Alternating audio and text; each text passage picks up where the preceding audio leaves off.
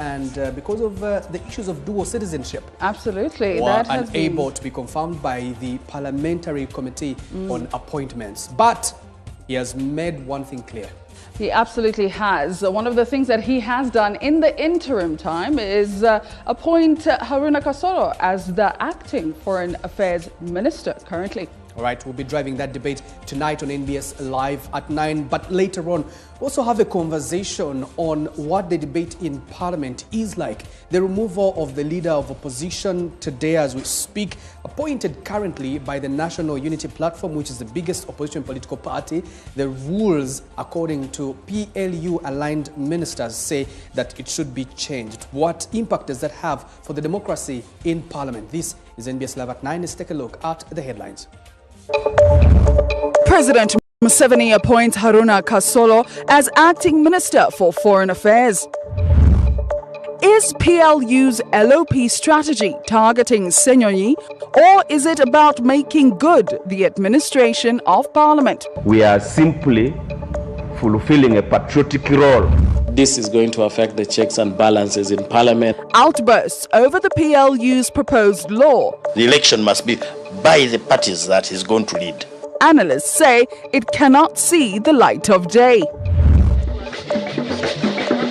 Kabaka breaks silence on what he calls state of lawlessness. Ensonga ey'okukwatira amateeka mu ngalo. Appealing to those concerned to bring order. Obutagoberera mateeka kintu kya bulabe.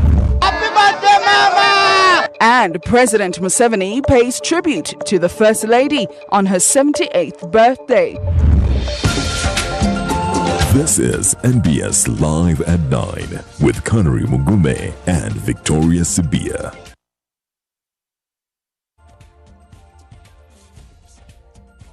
President Yoweri Museveni has appointed Haruna Kasolo as acting Minister for Foreign Affairs. Kasolo, who was the Minister of State for Foreign Affairs, now replaces Adoniya Ayebare, who is facing challenges with dual citizenship. Quoting Article 99, subsection 1 of the Constitution, President Yoweri Museveni stated that the appointment was due to the absence of a substantive minister.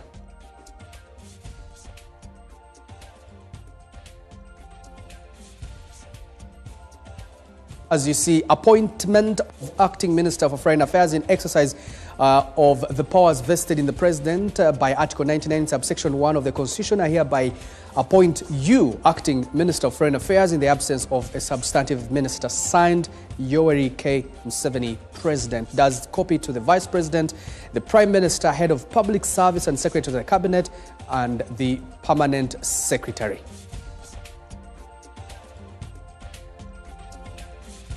Now, government has assured the public that operations in key ministries remain unaffected despite 4 ministerial positions remaining vacant months after the initial appointees were blocked over dual citizenship concerns. While officials insist service delivery continues uninterrupted, critics have questioned the delay in making new appointments, arguing that prolonged vacancies in political leadership risk creating uncertainty and weakening accountability within government institutions.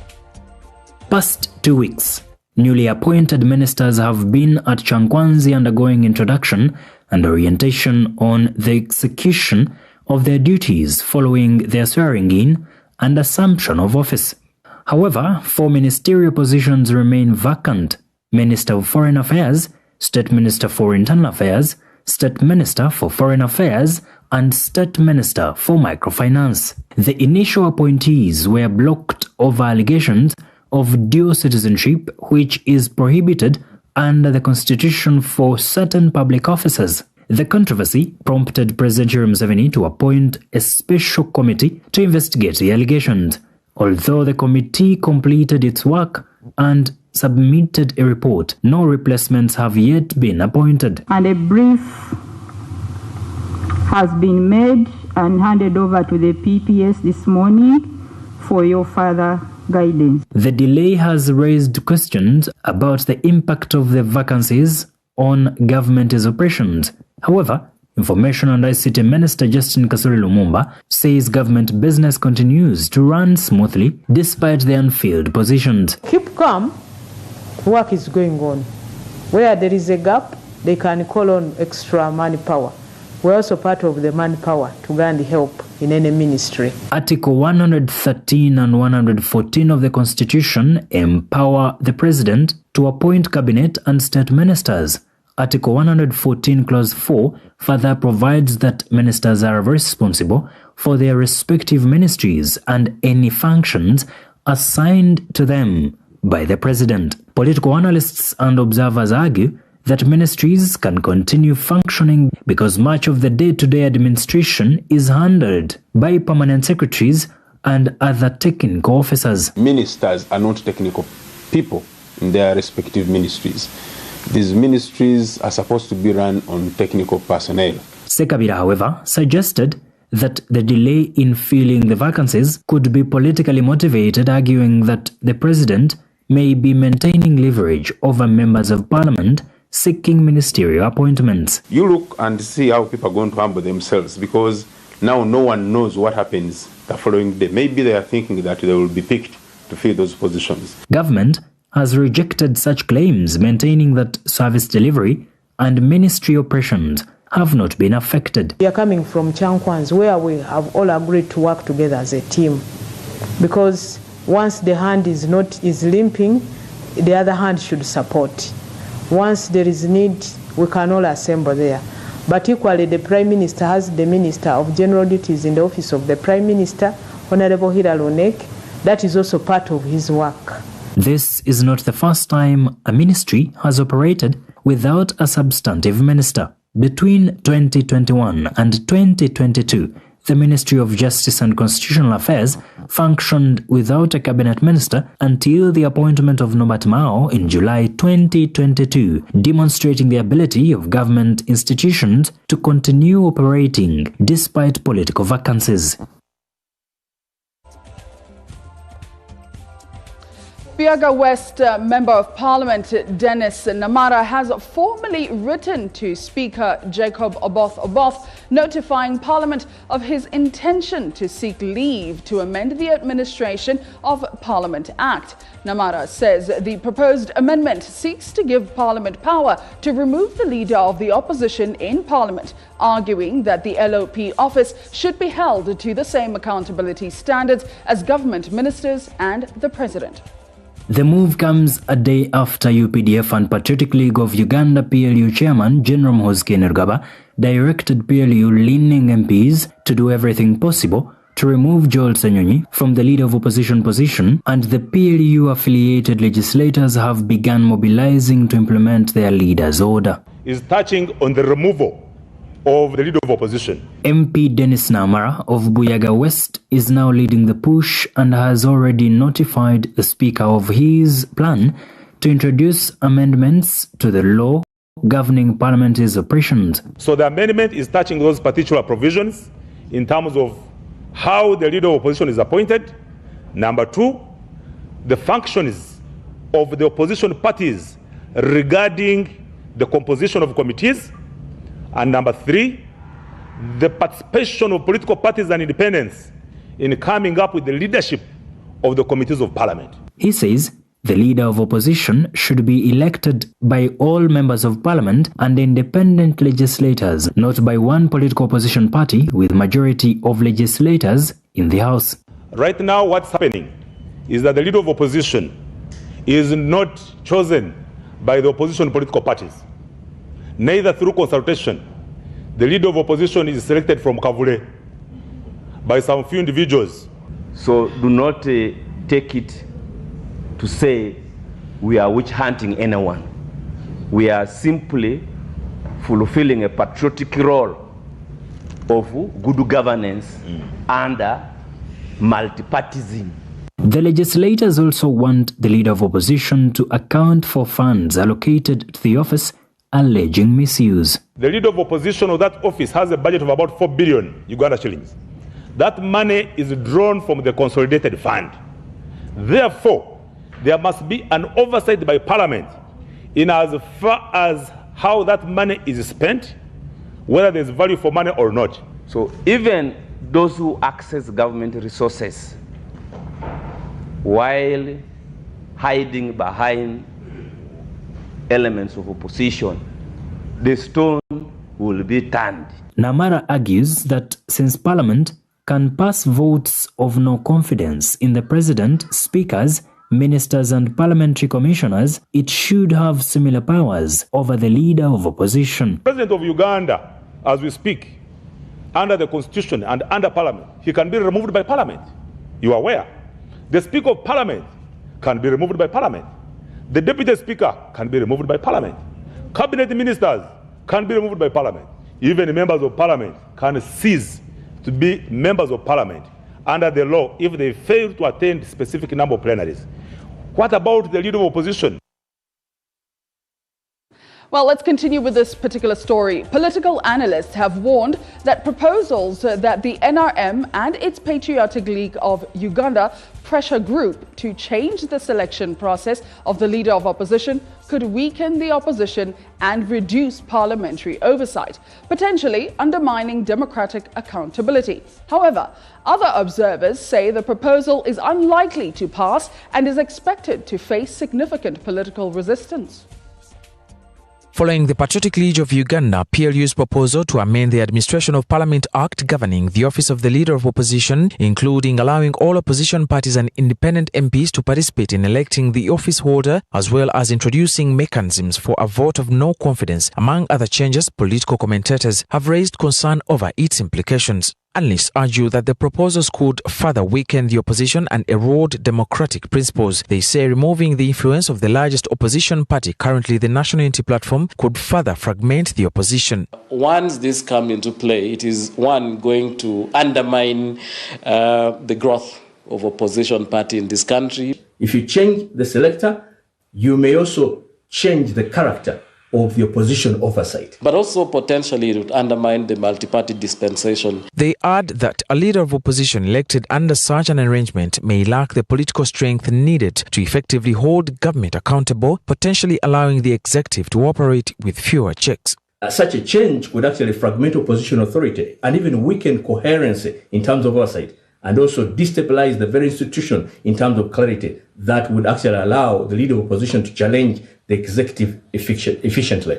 I can categorically make it clear that this is going to affect the checks and balances in Parliament, but also in governance. Lawyer Medad Segona says he had previously introduced a proposal on the election of the Leader of Opposition. However, under his proposal, candidates would still emerge from the largest opposition party, and maintains that his position has not changed, but questions the intention behind the PLU's proposal, saying it is not being advanced in good faith. My views have never changed regarding the election of the Leader of the Opposition, but the election must be by the parties that is going to lead. Number two, from 3 names submitted by the leading opposition party to ensure loyalty, and the second is to have a connection with the parties is leading in Parliament. Segona further says it will be difficult for the NRM legislators to pass, arguing that it is likely to face legal challenges. The ruling party has no business with the leadership of the opposition. The beauty, as I told you, they cannot do it. And I have not told you the reasons. I will not tell you the reasons until we are there. Some commentators have been more critical, saying PLU is focusing on issues they consider less urgent, while many national challenges remain unresolved. Others, however, view the proposal as a political strategy aimed at generating public debate. For what purpose? How does it concern that person who is going by? I would say this is targeted because is it the most pressing thing that we as a country we need to work on now? That are touching on this issue, looking for something to attract attention.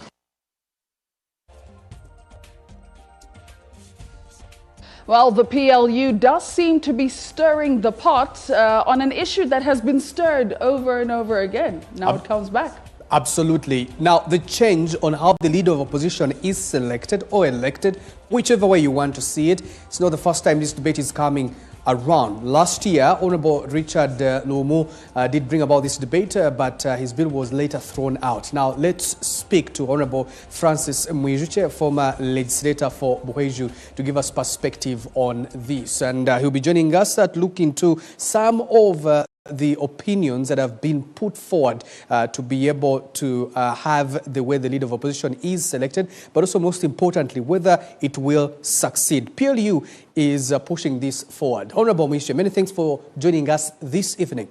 Honorable Lumu appears to have pushed the same script of having the leader of opposition elected by all members of parliament. Now you have members of parliament that are affiliated to PLU pushing for this. In your own experience as a member of parliament for quite some time, do you think this will succeed?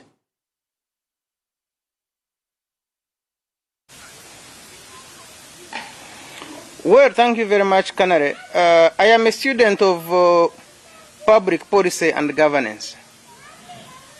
By the time you come up with a new policy, with legislation, you're trying to deal with a problem.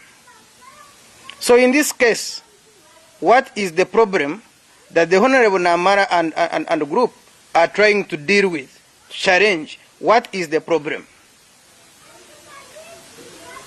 Who is complaining? What section of society is saying we have a problem for which we need an amendment or a new law? Then you could say this is necessary, this is important, because it is being pushed for by a section of society or by some institution.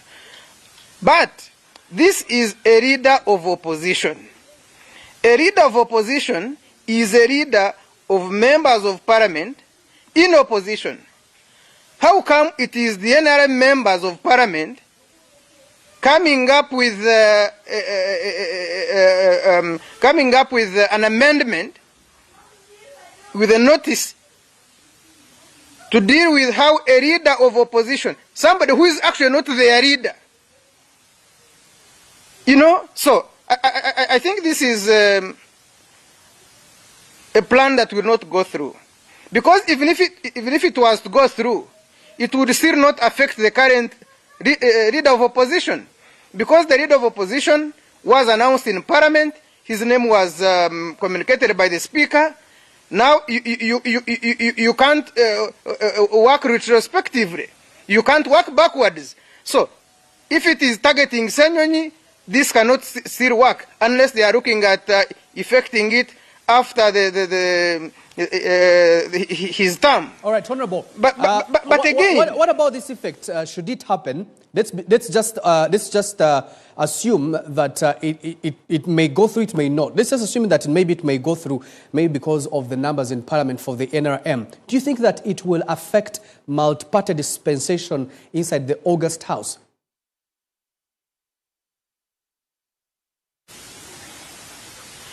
Of course it would affect. It is like asking the Muslim community to choose a bishop. That you see, we shall sit in Old Kampala, at Old Kampala Mosque, and choose the bishop of Rubaga.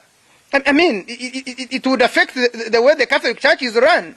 So even this, if you are to ask the NRM leaders to come up with guidelines on how the leader of opposition is going to be chosen, it will affect democracy, it will affect how parliament is run, it will affect how the government is put to check in parliament, it will affect how parliamentary procedures are followed. So at the end of the day, you will have a full-fledged rubber stamp parliament that is just going to be speaking and singing one voice, because you would again ask, the NRM has numbers. Everything they need in the parliament, they get it. They take the day.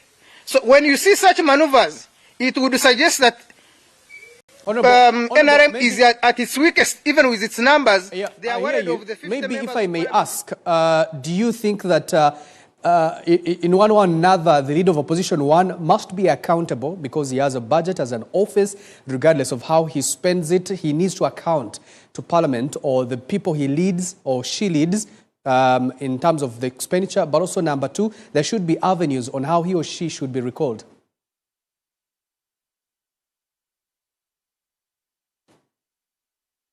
One, accountability is not directed by the leader of opposition. The office of the leader of opposition has somebody in charge of accountability. Parliament has a parliamentary clerk. If we are going to say that every minister should, we are going to make a policy on accountability, guidelines on accountability by a minister, by a chairman LC5, but there is a cow, there is a PS, there is a clerk. So at the end of the day, a leader of opposition as a department has somebody in charge of funds. By the time they give you 4 billion or 3 billion, there was a budget, there is a work plan. So it's not just about the leader of opposition deciding, it's about... It's like the Muslim community appointing a bishop. But moving on from that one in particular, residents of Kalangala district headed to the polls to elect a new woman member of parliament following the death of former district woman member of parliament Helen Nachimuli. However, voter turnout across the island district remained low throughout the day. In the middle of the night at around 1 a.m., Electoral Commission officials in Kalangala began dispatching polling materials to various polling stations. Ballot boxes and other election materials were loaded on 2 different vehicles before being transported to the Mwenna landing site for onward shipment to the islands. At the Mwenna landing site, boats were already on standby to ferry election materials to various islands across the district.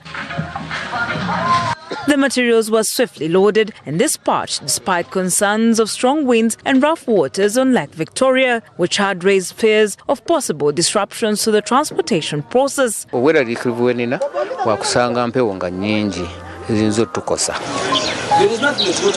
By morning, the 45,246 registered voters spread across 64 islands had started casting their ballots in the by-election. However, voter turnout remained low, with some residents claiming that the heavy deployment of security personnel around polling stations discouraged people from participating in the election.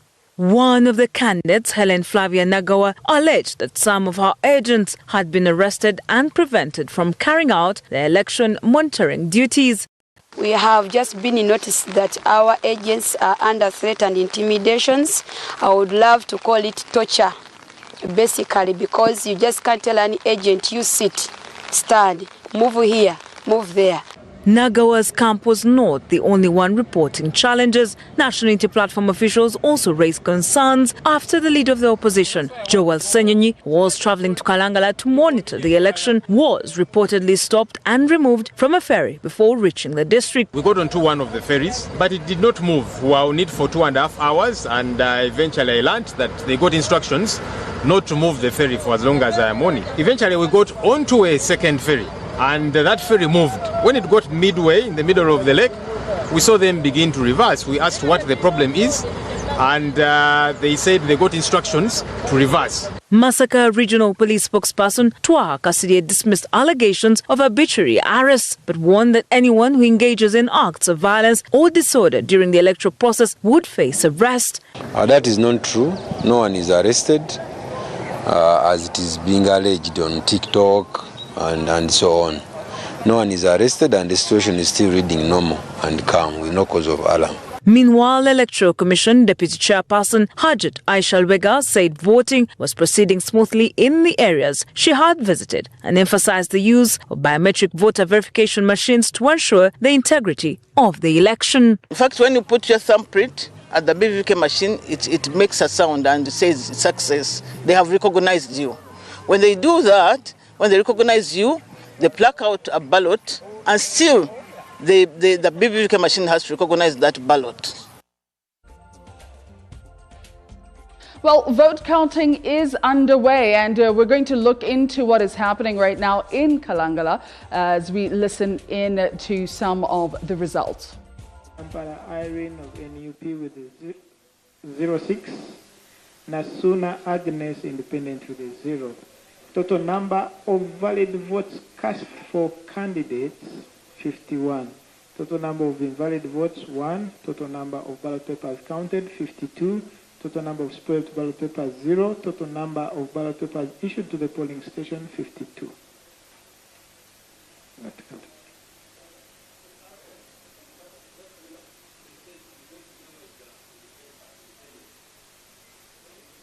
I beg your pardon, if that's the case. In Bwendero Parish, Bujumba Sub-County, polling station, Bwamba Landing Site, Bavidia Sharifa Independent, 2 votes, Nabaiga Aida of NRM with 43 votes, Nagawa Helen Flavia Independent, 0, Nampala Irene of NUP with 6, and Nasuna Agnes of Independent with 0. Total number of valid votes cast 51. Total number of rejected votes 01. Total number of ballot papers counted. Well, in case you're following what is happening in the Kalangala Woman MP by-election, that broadcast continues on the Afro Mobile app. Just look for NBS Live. There's NBS TV, there's NBS Live. That's why that broadcast is. Definitely tune in over there. Let's see what's more to come. More to come.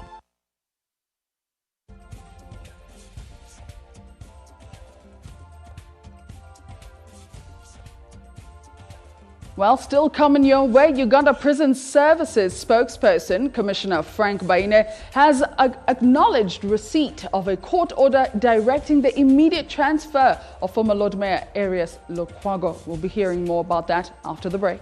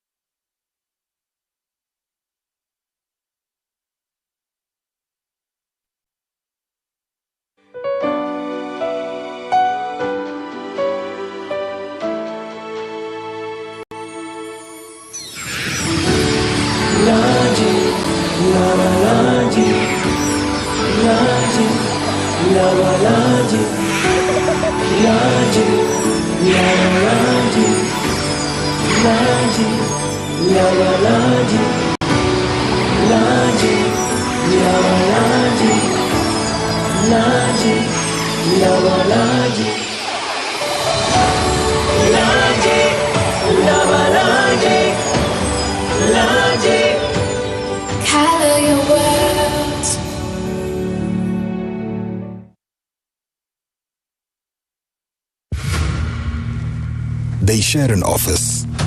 Some work in the day, some at night. What they have in common: focus, dedication. That's what makes them champions. They also share something else: the reward of being one.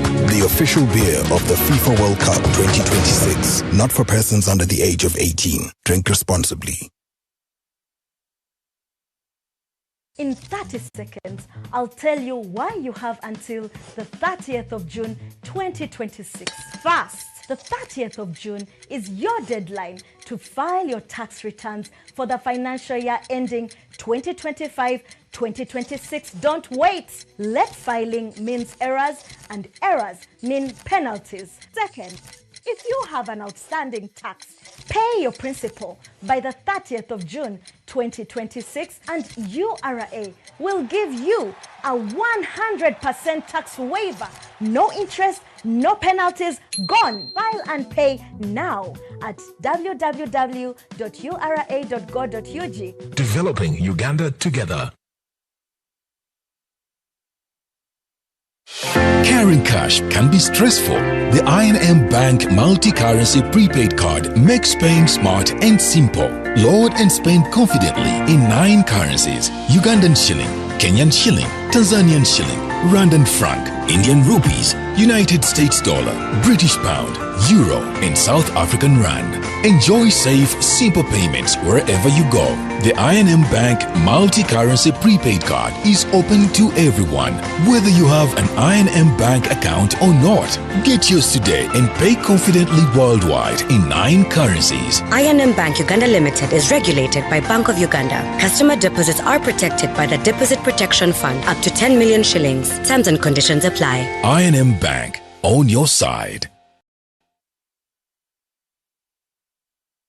There is a new era of elegance and it begins at your event. At Peno Events, we have upgraded with fresh, modern, stylish event pieces designed to transform any space into a masterpiece. From luxury tents to elegant furniture to premium mobile washrooms, hand wash stations, lounge sets, parasols, wooden chairs, modern chair set, banquet setup. Peno Events. Safe, reliable, stylish. Book now.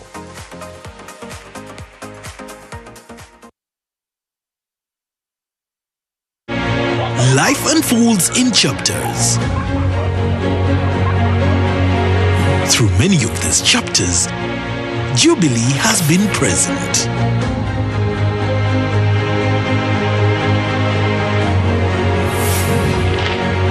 But life does not happen in separate chapters, and protection should not be separate either.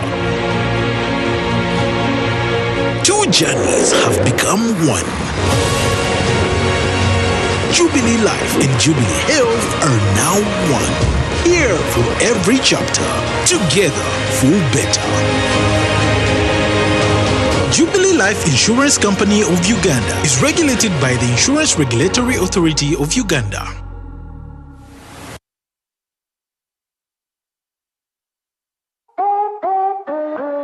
Start something new, something uplifting, something so effortless and golden. A thirst-quenching burst of sweetness and malty flavor, so rich and full of memories. It's 100% taste, 0 alcohol. Try it, savor it, feel it elevate every moment. Sip after sip, gulp after gulp. After all, life's about turning ordinary thrills into golden chills. Start something malty with the new Evervest Malt Apple and Pineapple. Try the burst of sweetness and malty flavor. It's 100% taste, 0 alcohol. Available in a shop or supermarket near you. Evervest Malt. Make every moment golden. Evervest Malt is from the makers of PepsiCo. Weekend yetu sina yeto inagafumba. You got Glovo. Oinacheweta mukatale tofayo. You got Glovo. If you're having a celebration, you got Glovo. You can order what you want, you can get what you need. You got Glovo. You got it all. You got Glovo. Download the app, order with Glovo, track it minute by minute until you receive it in minutes.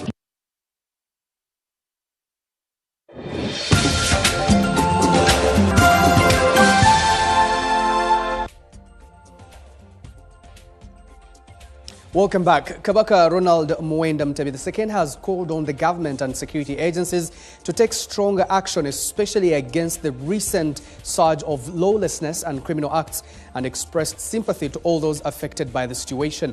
He made these remarks during a meeting with clan leaders of the Buganda Kingdom at his palace in Mengo.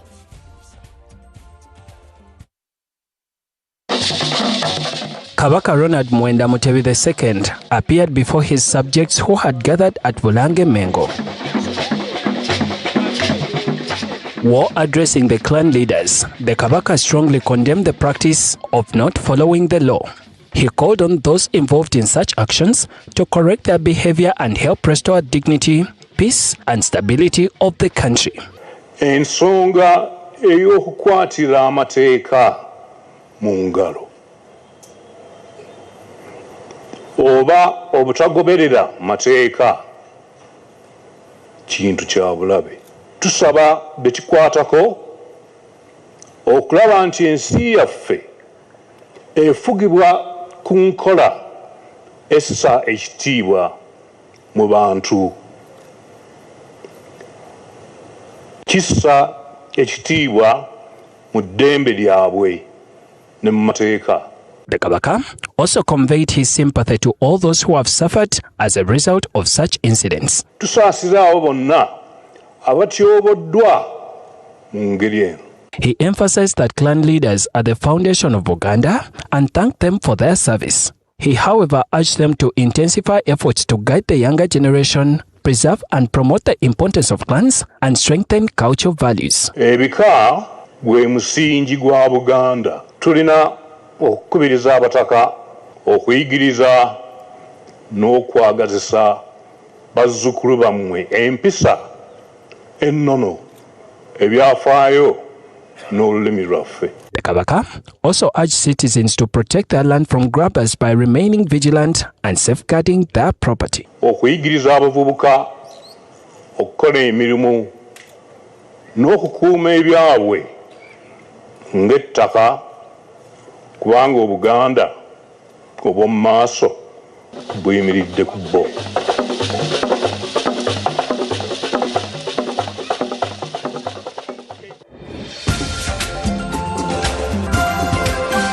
Feedback brought to you by.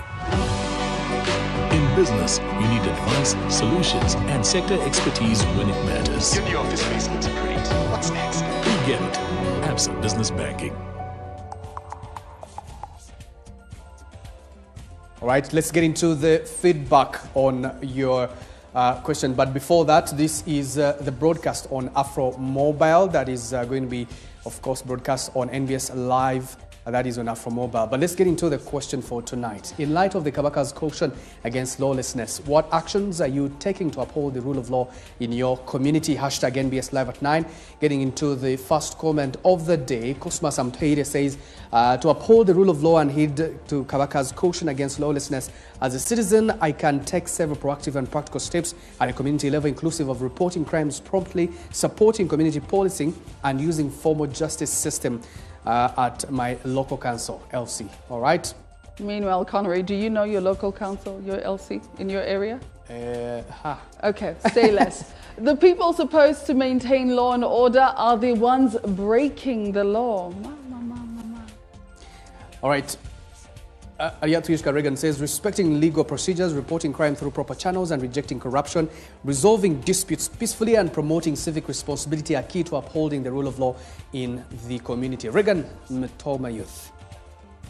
And let's see there, Mukamba says, encourage rational discourse. Simple.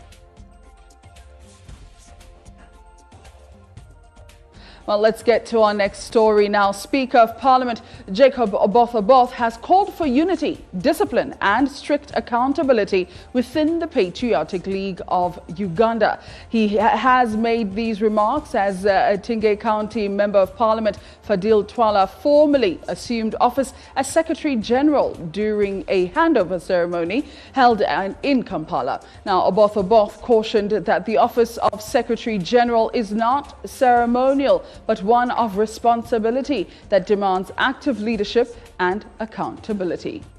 Speaking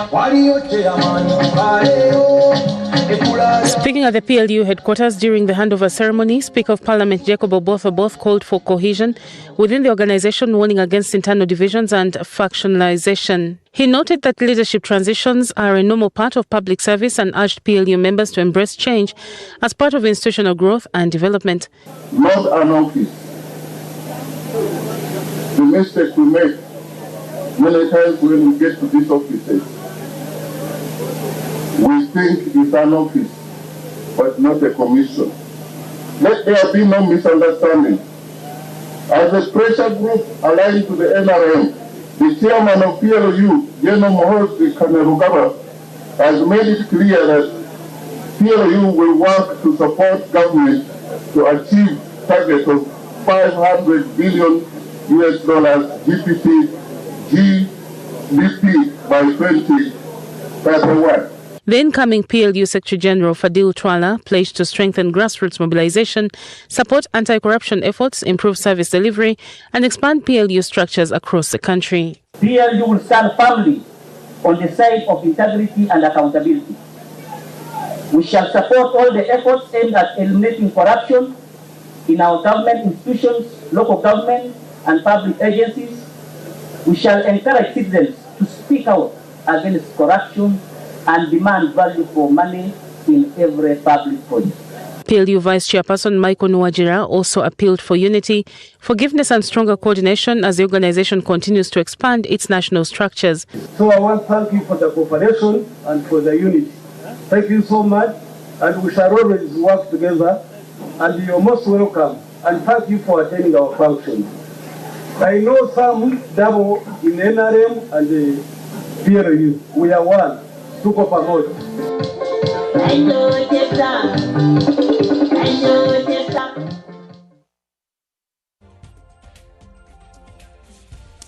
As First Lady and Minister of Education and Sports, Janet Museveni marked her 78th birthday. Tributes poured in from President Yoweri Museveni, government officials, beneficiaries of her charitable work and supporters across the country, all celebrating a legacy of public service, community empowerment and decades of leadership that has touched countless lives. Tributes continue to pour in as First Lady and Minister of Education and Sports, Janet Museveni, marks her 78th birthday, with President Yoweri Museveni leading the celebration through a heartfelt message reflecting on her life, leadership and contribution to both family and country. The President thanked God for Janet Museveni's life and recalled their union in Nairobi on Christmas Day in 1972, after years of separation brought by Uganda's turbulent political history, describing the encounter as a divine moment that laid the foundation for their family and future together. In his message, President Museveni also revealed that the First Lady survived a serious health challenge in March this year, attributing her recovery to God's intervention and the efforts of medical professionals.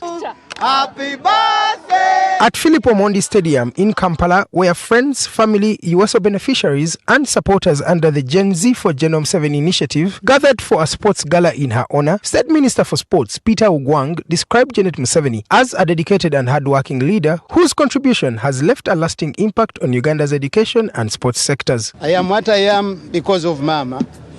I know where she found me, and I know where she has brought me to. I know where she has found the Minister of Education and Sports. I know what I can talk for on the behalf of her on the Minister of Education and Sports. Most of you, when you talk about sports infrastructure development in the country, you sometimes tend to talk about Ogwang. I want to confirm it's because of my dear minister. Meanwhile, USO beneficiaries and other supporters celebrated Janet Museveni for bringing hope and opportunity to vulnerable children and families since the organization was established in 1986. We celebrate a woman of valor. We celebrate values. We celebrate kindness. We celebrate commitment to service. Mostly to the young generation. Someone who lost her parents, who was an orphan at a young age, but continued striving for the ideals and the visions that she had for the nation and the call that God had for her.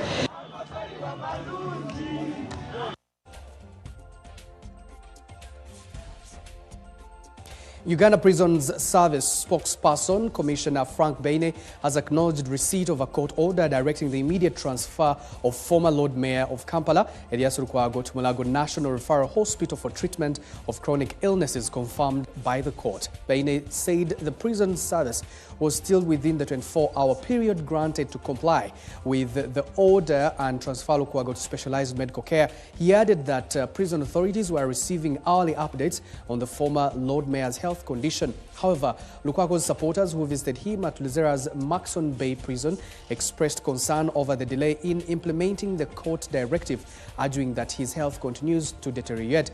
They said the prison's deputy officer in charge has assured them that Lukwago would be transferred in accordance with the court order.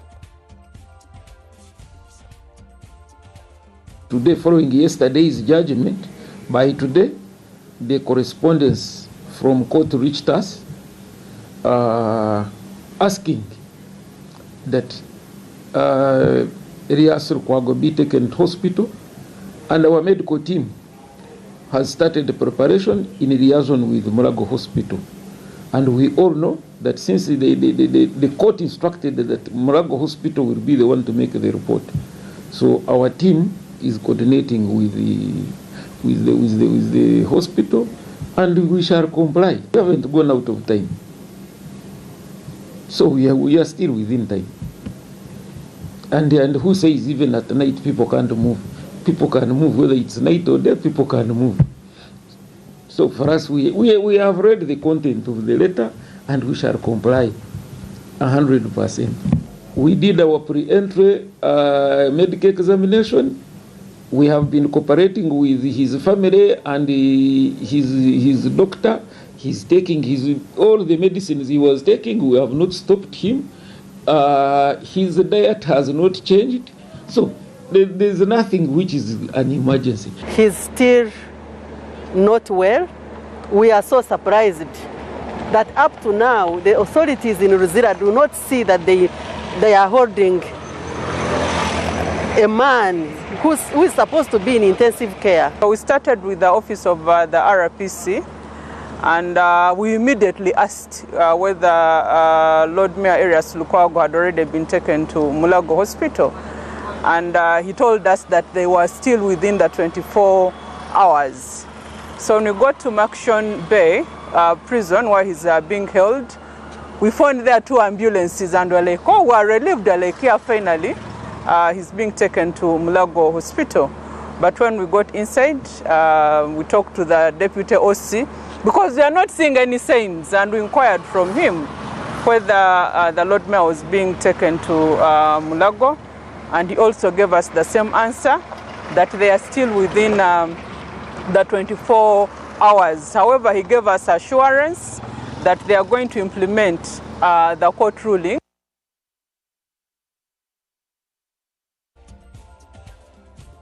Now, as cases of heart disease and other non-communicable illnesses continue to rise in Uganda, Rotary Uganda and the Health Heart Foundation have joined forces in a new partnership aimed at improving awareness, early diagnosis and access to cardiovascular care, particularly for children and vulnerable patients across the country.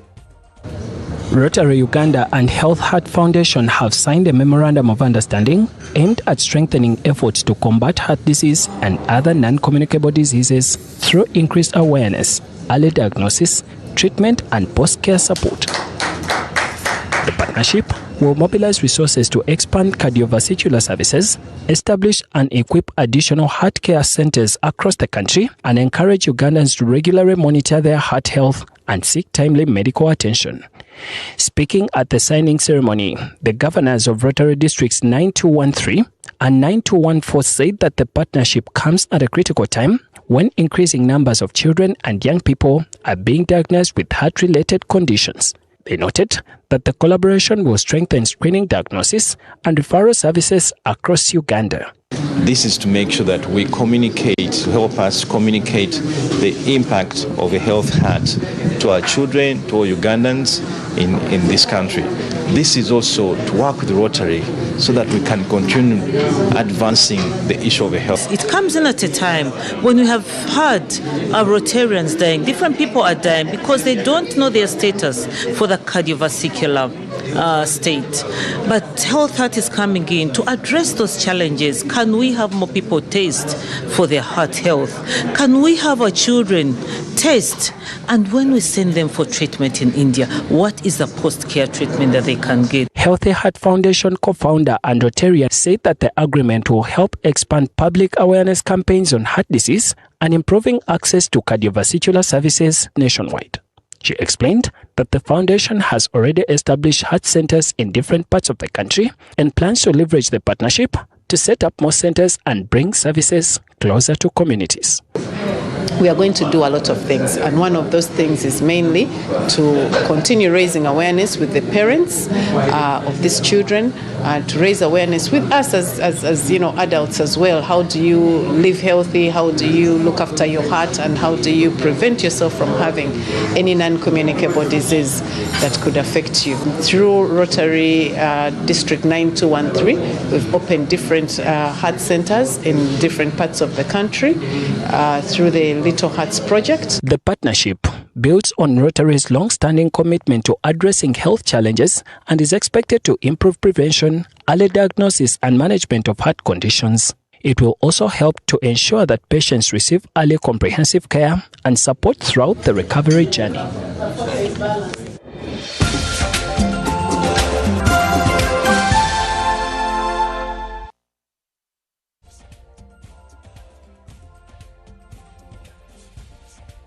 Well, it's time that we look at our social spotlight this evening and see what our leaders are saying. And of course, I will allow you to start with the head of state. No, you begin there from Omgurusi. I'll come for you. Okay, right, let me go for that. From Omgurusi Ampa to Mama Ginga. Today, the 24th of June, is Mama's birthday, having arrived on Earth on this very day 78 years ago. The family and myself thank God for having given us Mama, kept her safe in the years of orphanhood, having lost her father, Mzee Edward Kataha, in 1955, and prospering her in the subsequent years up to today. In particular, I thank God for the miraculous reconnection with her on Christmas Day 1972 outside the Intercontinental Hotel in Nairobi. Although we were from the same area of Untungamo and had studied at Chamate together in 1958, we had got disconnected by the troubled history of Uganda. Since 1971 January, we had been operating from Tanzania fighting Idi Amin.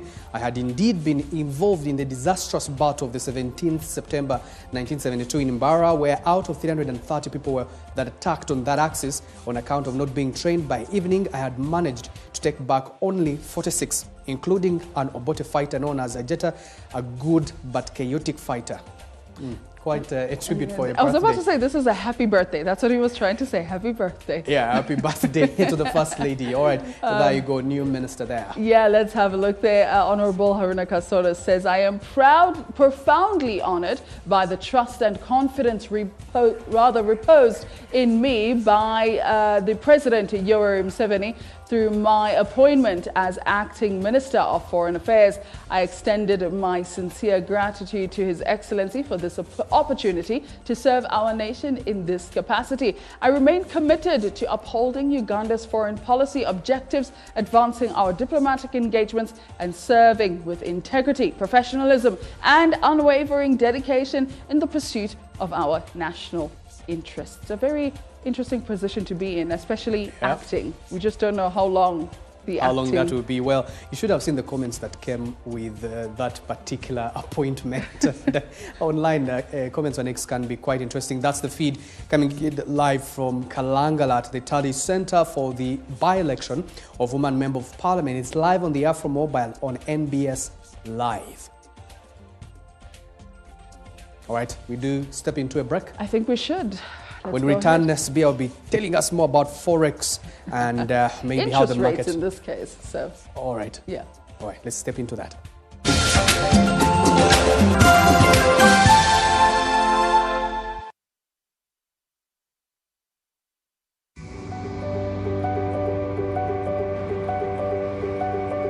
You need a bigger space to grow your business.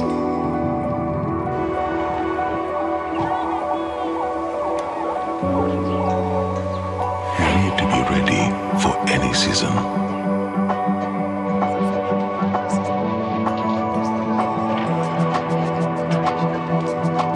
You need faster checkouts for these busy days.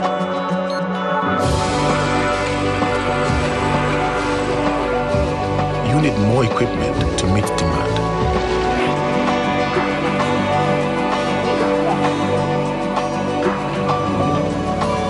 You need to make sure everyone gets paid on time. In business, you need advice, solutions, and sector expertise when it matters. Your new office space looks great. What's next? We get it. Absa Business Banking.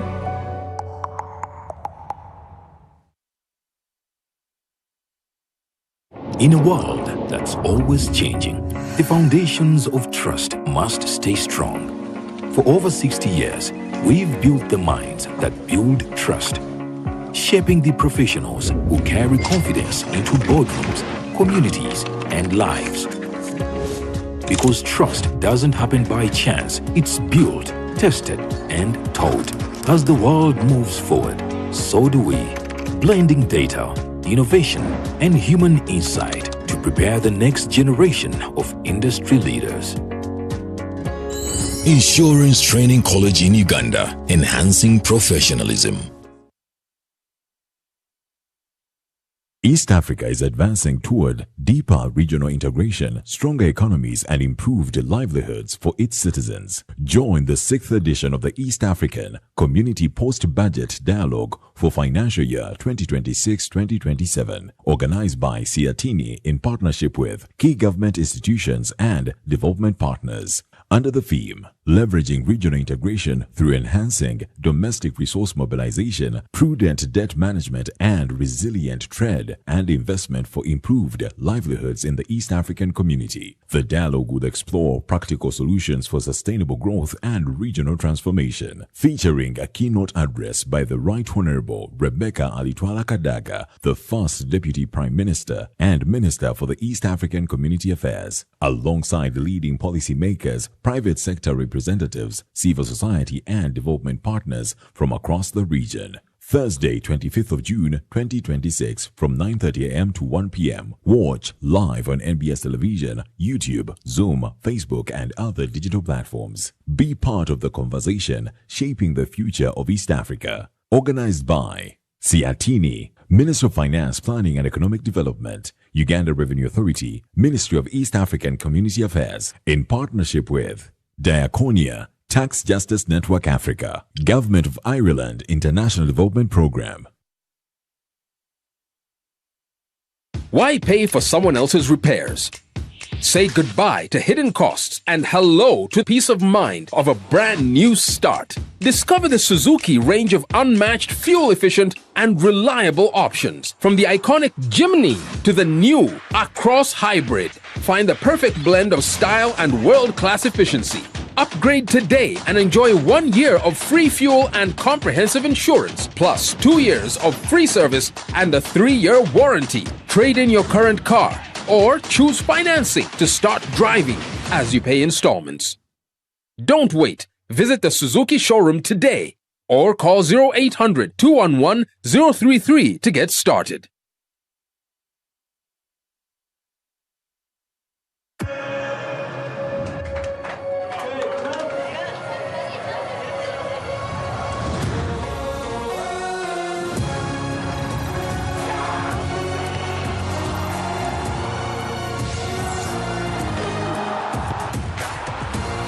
From 11 June to 19 July, everything can wait.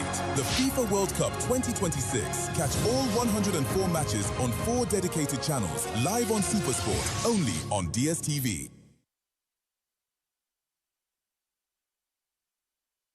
Fellow Ugandans, your parish development model SACCO belongs to you. Across the country, new elections for PDM SACCO boards are taking place to ensure transparency, accountability, and proper management of community funds. Did you know every eligible member of the parish above 18 years of age has the right to participate in choosing trustworthy leaders for their SACCO? The old boards are being replaced to strengthen governance, protect public resources, and improve service delivery to beneficiaries. After the elections, SACCOs will conduct statutory audits, hold annual general meetings, and account to members on how PDM funds are being utilized. This is your opportunity to shape the future of your community. Please go and register with your SACCO. Do not stay behind. Participate in the elections, demand accountability, support transparency. Together, we can build stronger PDM SACCOs and transform households into the money economy. For more information, contact your parish chief, district commercial officer, or local government leaders. This message is brought to you by the Government of Uganda through the Ministry of Local Government and the PDM Secretariat.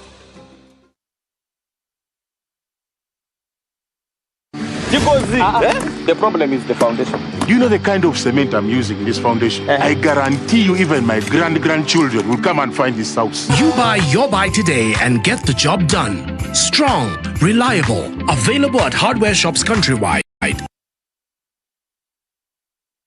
Life unfolds in chapters. Through many of these chapters, Jubilee has been present.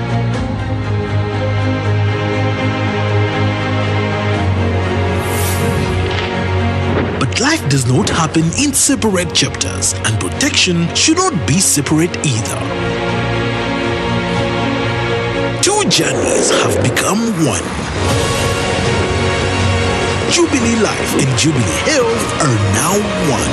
Here for every chapter, together for better. Jubilee Life Insurance Company of Uganda is regulated by the Insurance Regulatory Authority of Uganda.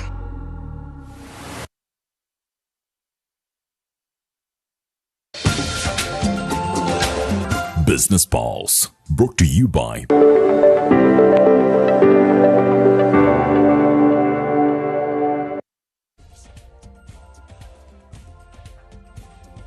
Welcome back. Let's get into some business. Now, while the central bank rate, or CBR, remains below 10%, lending rates remain nearly double that level, highlighting a weak transmission of monetary policy to the wider economy to the detriment of the private sector that has on-end raised concerns about the cost of credit. With Uganda targeting economic growth of 7% in the medium term, the question remains whether businesses can expand, create jobs, and drive industrialization while borrowing rates are approaching 1/5 of the loan value every year. At home, however, a different question persists. Why are commercial banks' lending rates averaging at about 18% per annum, while the central bank rate stands at just 9.7%? The issue has become a subject of growing debate between government, the private sector, and the Bank of Uganda. For many years, business leaders have argued that government borrowing is crowding out the private sector from accessing affordable credit. Credit costs still expensive, and then, of course, in the housing sector, deficits and mortgaging rates are still high. We think that is a very critical factor that needs to be looked into. Government securities currently offer returns of around 16%, providing investors with a relatively risk-free alternative to lending to businesses. Private sector players argue that this leaves banks with little incentive to extend affordable credit to manufacturers, traders, and entrepreneurs who are considered high-risk borrowers. Economic managers on both the fiscal and monetary sides have repeatedly addressed the issue. Borrow on behalf of the private sector, whom you are saying we are crowding out. A number of the people who are getting government programs cannot be welcome in the private sector, I mean in the bank, because they are not quite worth it. Just think of the money going to PDM beneficiaries, going to Emioga. Dr. Ramadan Gobi, the Permanent Secretary of the Ministry of Finance and the Secretary to Treasury, rejects the crowding out argument, maintaining that government borrowing is instead creating opportunities that ultimately support the private sector growth. In the budget speech, most of those beneficiaries may not be actually, even if the interest rate was 5%, they wouldn't be welcome in the bank because the bank doesn't trust that they will pay back. Sometimes they just look at you and say, you're not likely to pay. On the monetary side, the Bank of Uganda offers a different explanation.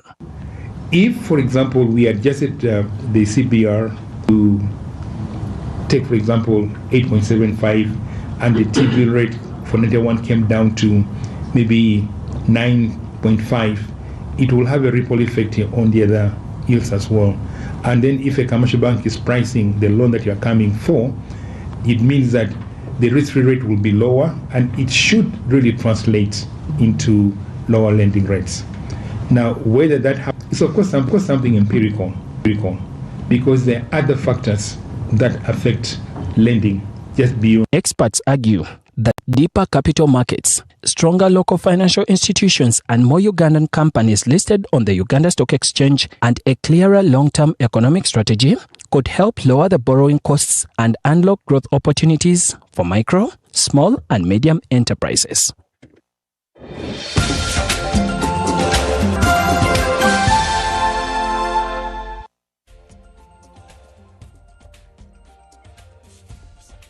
Well, let's have a look at some of the stock exchange today and see what the numbers are looking like if you are one person who's keenly looking or invested in some of these particular stocks. The Securities Exchange seems like Airtel Uganda was up 0.57%, selling their shares at 157 shillings. Batu was pretty stable, selling their shares at 11,400 shillings. Bobu was up 0.93%, while Centum Investment was up 2.98% altogether, selling their shares at 393, that is, while DFCU was pretty stable, and East African Breweries Limited seemed to have edged a bit lower there at 1.56% over there.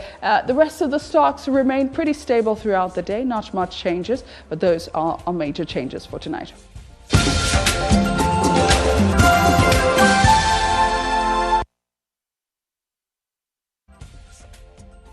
Now, let me quickly take you through what the currencies are looking like and what the dollar has been slightly going up and down there. I think a few days ago we were buying the dollar at 3,006, but now it's standing there stable at 3,702.86 cents. They're selling at 3,712, while the British pound was buying at 4,867, edging quite closer to the 5,000s and upward there, while the euro was buying at 4,193.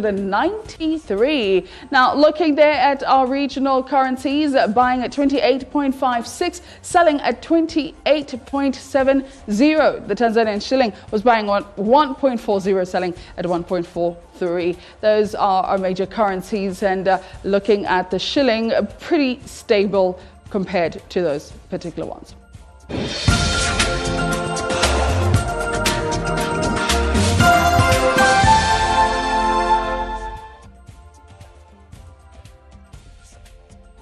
The Uganda Secondary School Sports Association elections are set for July and August this year. Elections will start from the district level on the 20th of July and end with national elections on the 1st of August. No aspirant has come out to challenge Justus Mugisha, the current association president, who is expected to run for another 4-year term. We emphasized it was in a bullet there. At all levels, the election is going to be by secret ballot. At all levels. And the national election will be held on the 1st of August here at GNS Plaza. So as long as you have what it takes for you to contest, you continue running. If you're a head teacher in a private school and you cease to be a head teacher, you cease to qualify to contest. If you're a director of a private school and for some reason you lose directorship, you cease to qualify to contest. It's during that assembly that the people are elected. If people are unopposed, the returning officer will have no choice but to declare them. We have 167 constituencies, so the people who are going to help us are the district sports officers. I know when we had the election in 2022, they ably represented. And in the case of a district where we don't have a substantively elected sports officer, we shall have the inspector of schools, that the district inspector of schools handling for that process. I want to urge all the stakeholders in this process to give us their trust. We are basically going to run the activity with all our due diligence, and if there are any issues which arise, please we request that you immediately come and reach out to the Electoral Commission.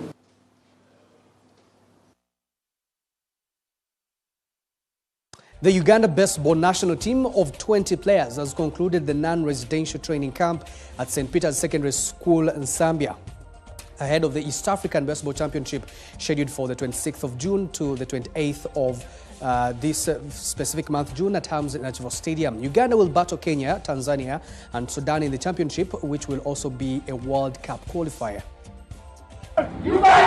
So this event is a World Cup qualifier for the Eastern region, and where two countries from this championship will qualify to the continental qualification for the Africa qualifiers, which will be happening sometime later during the year, and it is slated to happen in the western part of Africa. So the country will be determined when all the other regions have done their qualifications. Whenever you're building a team, you still have to build from stage to stage. Within this category, this is a under 18. It's a youth category, and from them we build and have a national, we build and have a senior team. So it's very important that you select young girls and young boys so that you can have them on team for so many years. My target is that we qualify for the Africa Championships, because if we win, we qualify to go for the African Games. We have been here training for the game, and we are 100% ready for the game. We know we are going to rock and roll in this game and gain other teams that are going to come our way.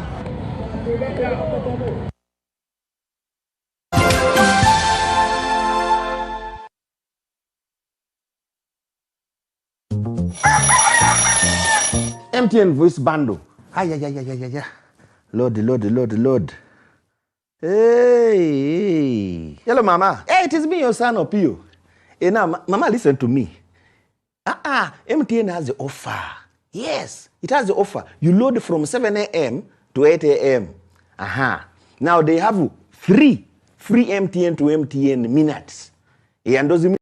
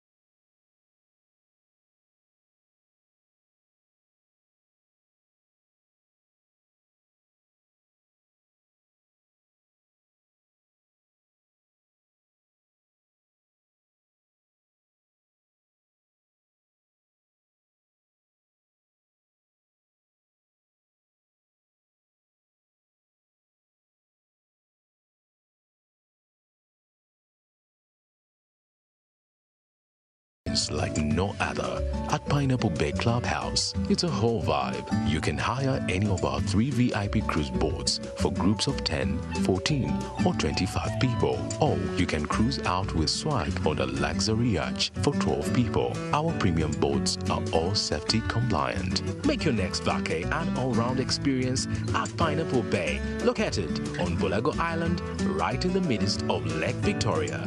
Talk to us today. Hey, travelers! Are you a family gearing up for that big vacation, a hustler working abroad coming home, or your squad chasing sunsets and passport stamps? It's time you lock in. Say goodbye to long airport queues, shocking roaming bills, and the stress of hunting for local SIM cards, because now you can travel like a local. Stay connected in over 180 countries. Just scan, tap, and boom! Instant data the moment you reach your destination. Get your Rogue Travel eSIM today at travel.roguetelecom.co.ug. Contact us on 020-500-123.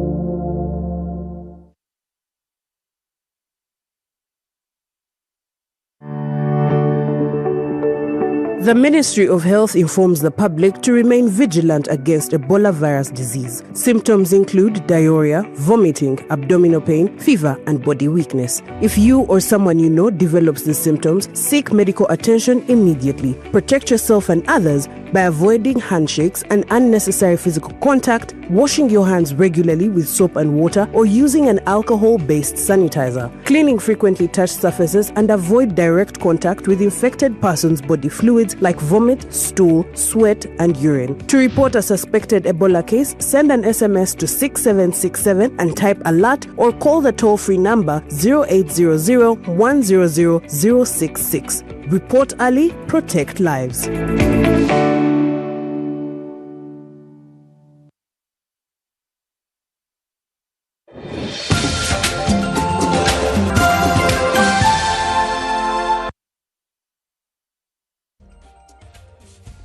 All right, there you have it here, I think, for Wednesday. For Wednesday, we shall call it a night?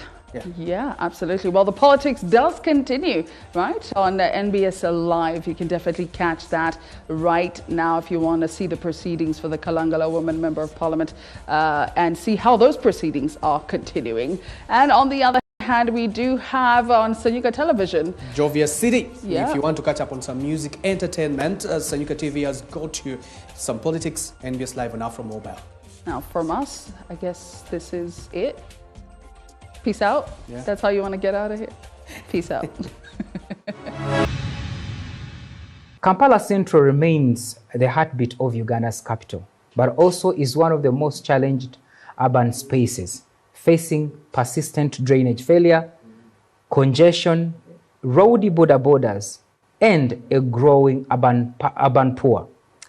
Today we engage Salim Uhuru, the Kampala Central Lord Mayor, on whether the local governance is meeting or scaling up with the existing challenges. Welcome.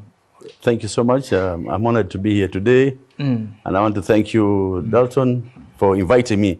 I was actually shocked to get a phone call from you. You're a very good friend of mine, but one-on-one with you, it has never happened. You are always busy. So I'm happy to be here. Well, I did get a chance to congratulate you upon getting to getting elected, but also making it to the SEC. I want to know what has so much changed since you got there. First and foremost, I thank the Almighty God. Who am I? Because if you very well know where I came from. Absolutely. Today, I'm on the highest office of decision-making in the party. So I want to thank the Almighty God and thank the people who entrusted me in these offices.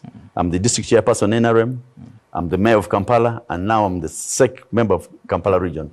So I thank God. And these offices, we decided to go in these offices to serve our people. And I can assure you, a lot is going to happen and a lot is going to change. This Kisanja, you very well know, the president has come out bold enough and said, no more sleeping. No more sleeping, meaning the technocrats are being rated on performance. If you cannot perform, please, the door is open. Exit, we get people competent enough to run the institution and to serve our people. Because KCCA is just about service delivery, nothing more than that. And we want to see, that's why we're in these elections, when we're moving round and round, we had a lot of challenges with implementation of government programs. So that's where the challenge is. Your worship, you've been at the helm of Kampala Central for 2 terms, right? Yes. If I asked you specifically, what is some of the achievement, intangible achievements that you have in those 2 terms, what would you say? As the mayor, I can assure you, and I'm very proud with the achievements of Salim Saad Uhuru in the 5 years first as the mayor. Number one, you very well know, I have decided to leave a legacy. In the next 5 years, actually, I'll not be coming back as a mayor. I'll be looking for elsewhere to go, but I'll leave a legacy. In the 5 years, what have I done as Salim Uhuru? First and foremost, I want to thank the government of Japan. You very well know the Prime Minister, when he was killed, we went there to send our condolences as Kampala Central, and you very well know the embassies just next to our office. When we went there to send our condolences, it was like a dream come true. We went to send our condolences, and as we sent our condolences, we came up with a 4-classroom block already built now. Oh, really? By the Embassy of Japan, because they asked me, what would you like us to do for you? And the easiest thing I saw was to help in the education sector by building a 4-classroom block. If I take you there, you'll see it. This building has been built by the Embassy of Japan and in conjunction with the Mayor Kampala Central. Okay. That kept aside. Just next to Kampala Central Division, there's Bilal Islamic School. There's a 4-classroom floor already being built, and it is finished by Punjani group of companies. Okay. We handed over the school to the Bilal Islamic School, and it's functional. As I talk now, Kitante Primary School, 4 classroom block again, going to be built by the Indian Bengali Association that they're going to build. They've started the construction, so I expect by 6 months' time it will be done. Okay. What a love and what an achievement. During the COVID time, you remember that's when we entered the office. There was a lot of hazards, a lot of problems. I have a 24-hour ambulance stationed at the division, not at the authority, at the division, meaning you just give a call at the division and the ambulance is there at your service. So those achievements you see are not mere achievement. Those are legacies that are going to remain. All right. So I'm so happy to see. I want to thank the Japan embassy. I want to thank the German embassy. I want to thank most of the embassies who have come out to help us, because that's all I can do is kusaka. All right. Yes. You have touched education. Evidently, you've given us the structures that you have to put in place. Let's come to other things that actually concern Ugandans. The Kampala repeatedly floods. At what point do we say this is not weather, it's governance failure? Absolutely, I want to agree with you, Dalton. It is governance failure. And why I've been always coming out and saying we do not need an authority anymore, we need to go back to the local government, is all powers are the authority. You want to tell me they are blind, that they do not see people building on the Moala? Are they blind? They're not blind. There's the current issue of NEMA's breaking people's properties. I'm not with NEMA there. Totally, and I don't agree with NEMA. Why? They have a technical team who are supposed to do due diligence to make sure no one. I don't support people to build in the swamps. In the trenches, yes. I don't. But where were these people? The technical team, they must be first be arrested. Then you can go back and we sensitize our people. No more building in the swamps. No more building in the drainage. You build in a drainage, and everyone is seeing. Those people, the drainages are supposed to be widely opened and more and more wide because of the volumes of water. I can assure you, whenever it rains, it's a nightmare. Have you brought this? Now you sit at the highest level of the political committee, that is the Central Executive Committee, where you sit and look the president direct in the eyes. Yes. Have you brought these matters to him, and how has he responded? Dalton, that is not the president's issue. That is Minister of Kampala, the ED, and they have failed you. You get it? You have just said they have failed you. I don't want to go and say, Your Excellency, we have a challenge of drainage. No, I will not do that. Let's step back a bit. We are going to finish these things with the Executive Director, with the Minister of Kampala, to see no one is going to build on drainages anymore. Let's go back a bit. You had the Executive Director that was interdicted, and also still the Minister, Kampala Minister, the same people. Did you ever have this kind of conversation about failure of government and the technical team? Why did you ever call them out? I can assure you, even written letters. At least I sit with the minister more frequently than the Executive Director. I'm more closer to the Minister of Kampala. And whatever I want to do or say, I put it direct to the minister because she's the overall boss. So at least I've been moving for the best of people in Kampala. So is it about the budget that is given to this drainage that is meager, that you can't? Let's not go to the budget. First is the governance. Okay. After the governance, then the budget. Because if you compare Madame Jennifer Musisi and Dorothy Kisaka and Sharifa, Jennifer Musisi got all the privileges that executive director would need. The money was there, the budget was there, the resources were there, name it, everything was there. But with the two, they have slashed the money halfway. So you don't expect much to be done. However, we have requested for Parliament to increase the budget, and which they have accepted. So I expect things to change. Are you saying that people build on top of the drainage? There is selective justice just because central government doesn't give enough money to cases here? If you want me to be honest, I will say yes. Because if we are saying no more building on drainages, it should be to each and everyone. But if I can take your cameras down on the ground, Even now, you'll see there's a very big difference. So the leadership has failed you, not the budget. That's what you're saying? Yes, the leadership has failed me. When you look at Chisaka's tenure, you have actually clashed at one point over issues in Kampala Central. Yes. What would be your one word to Chisaka? My one word to Dorothy Kisaka, good enough. We all are not the best in everything. We learn through experience.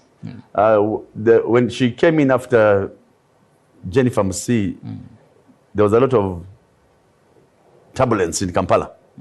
And controlling it, then there was the Seven Hills, the SACCO. Yes. That, how do you employ RRU? There was that issue. Yes. So she did what she could do as ED. And politics is another problem. Once you bring in politics, you will fail to do work. Because I come, I give a courtesy call, oh, these are my people, this is what. So politics also has done a disservice to us as a country. As leaders. Your worship, when you look back at the tenure of Chisaka, what is that one advice you gave her and you think if she had taken it, she wouldn't have ended the way she ended? I don't want to go to blame game. I think she was a friend to me also. I will not say we were not friends. She was a good friend to me. We worked together. But this is about leadership and service delivery. And I'm very sure, I'm privy to conversations that you had with her. And that's why I'm asking that what is that you thought she should have taken that she disregarded and made her end the way she ended? You know, in Kampala, first you ask, how did Dalton come to NBS? How did other people be appointed? There's a hand behind that. Correct. And when you get appointed through those hands, you pay allegiance to the people who gave you the job. But now know that you're working for a country, you're working for a city, and there are some changes or decisions that you have to make for the better of everyone, but it has to impact the communities down there. So the issue was calling everybody on board, all stakeholders on board in decision making. There she failed. That's the way we go wrong. Yes. That's why Chisaka failed. Yes, that's why we want to be on board. You see, even I've actually communicated with Madam Sharifa. Yes. Any decision is not the ED deciding. Total NO. No. It is us politicians who bring the decisions. We sit with you, and you're the policy maker. So my prayer is, whatever decision now, we're starting next financial year, next month. We need to be on board. There's a lot happening. I saw them on TV talking about trains, talking about God knows what in the skies. Who told them about that? That's not what we planned for. We're going to plan this city together with the person down there who can enjoy the city together. The train is bad. No. I'm just imagining. I actually support the idea of trains. You're actually talking about the Lord Mayor Balimwezo, who conceptualized the idea of trains and space cars. I'm on the space cars issue of space cars. But trains, having the trams in town is a good idea. I was just imagining where they're going to put them. You get it? But Balimwezo, as a person, is my very good friend. And I expect a lot from him. And I'm sure all of us who voted for him will expect a lot from him. So the issue now is collective responsibility as the Lord Mayor. With us 5 mayors, we must be on the same page for the better of our people. You mentioned about where someone comes from. How do they get to where they are? You used the analogy of myself. Yes. The allegory that I want to look at. Do you think the hand of the president, in one way or another, has failed Kampala to move the way you have highlighted on Chisaka? I will say no, because the president, I am more confident that when he's appointing someone, he has a history of someone. And number 2, the little time I'm working with the president, when he's appointing someone, they vet you. ESO vet you as a person. Dalton Kawesa is born here, did this, he has 5 women, he has this. I'm not saying you have 5 women. I'm just giving. I know you'll be killed. For the record. You'll be killed at home, but I'm just giving that. Yes. So they profile you. So all those who have been appointed, for recent, the one who has just been appointed, Sharifa and Mogenyi, they came from the public service. And Madame Nachobe talked so highly of them. Meaning, just like Chisaka. Meaning, I expect the best of the best from the two. Are we together? So if I see that they're not doing as per rated by their bosses, then that's the way a challenge is going. Do you think Kampala will ever get a Jennifer Musisi? Jennifer Musisi had her good part and a bad part. To be honest, there's a good part, and you saw Kampala change. That's the truth. Change. Why? She was not listening to any politician. She did her thing in her drawer. She could come in her room, decide I'm doing A, B, C, D, and goes and implements whatever she would do it. But again... And the end justifies the means many times. And, yes, we need a good, smart city. That's the truth in Dalton. But now, the city you're making smart is for who? Good question. For who? And who is supposed to enjoy all that beauty? All that nice city we want. It's for everybody. The rich, the poor, and whatever it is. We must be part of this city called Kampala. So, my prayer is for the city. We need to work together. We need to fight for devolution. I'm always fighting for devolution.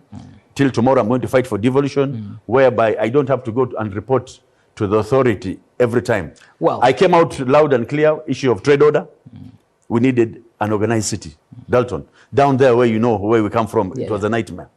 I say we maintain that. No politician would say that, but I say we're going to maintain the trade order. But maintaining the trade order, now we have the enforcement that have become landlords on the streets. Oh, really? Let's come back to that as we go into the trade order. We'll take this break. My name is Dalton Kaweza. Keep it here.